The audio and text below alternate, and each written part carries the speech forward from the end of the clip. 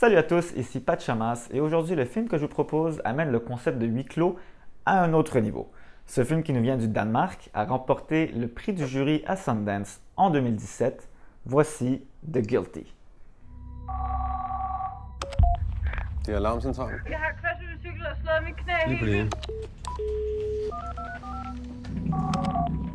The Guilty, c'est l'histoire d'un gars qui répond au téléphone.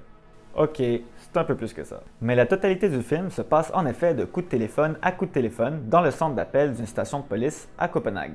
Le film va réellement décoller lorsque notre héros reçoit un appel d'une femme kidnappée et qu'il va vraiment tenter par tous les moyens de lui venir en aide. S'ensuit une série de péripéties toutes les plus stressantes les unes que les autres. Ouais, je vous ménage pas avec le stress cette semaine, mais je vous assure que c'est moins all over the place que Uncut Gems. On parle ici d'un récit qui est beaucoup plus structuré, ce qui m'amène à parler de ce qui est vraiment un tour de force dans ce film, le concept de huis clos qui est poussé dans une direction qu'on va rarement voir au cinéma. Ce genre de film où tout se passe dans le même lieu est de plus en plus populaire au cinéma. Mais on peut remonter assez loin dans le temps avec un classique du genre 12 Angry Men qui relate la délibération d'un jury de 12 hommes en colère. Mais ce qui est différent ici, c'est que bien que le film se passe dans un même lieu, l'action, elle, se passe réellement au bout du fil et ça nous force donc inconsciemment à imaginer les scènes, un peu comme on le ferait quand on lit un roman. La caméra est rivée sur notre personnage principal 90% du temps et il réussit à nous faire ressentir une gamme d'émotions. Mais c'est aussi les voix des acteurs au bout du fil et les effets sonores qui rajoutent à l'imaginaire de ces scènes. Alarmcentralen. Hallo?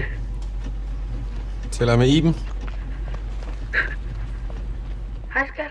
Cette première réalisation de Gustav Möller est assez minimaliste au final. La force du film réside réellement dans son récit, son concept et ses acteurs. Mais les thèmes abordés sont tout aussi intéressants. C'est une histoire très humaine, ça parle de faire des erreurs et d'essayer de les corriger.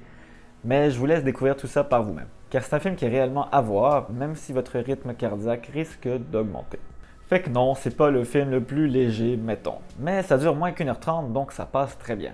Et au pire, vous pouvez toujours faire redescendre l'adrénaline en regardant un épisode de Friends avant de vous coucher. Joey doesn't share food! Voilà, si vous voulez d'autres suggestions de films, abonnez-vous à ma chaîne. Je vous promets que la prochaine capsule parlera d'un film plus léger. Et d'ici là, je vous dis... You put this on a sandwich. Salami, anchovies, jam. It's white. Paper, snow, a ghost. It's made from eggs, chickens.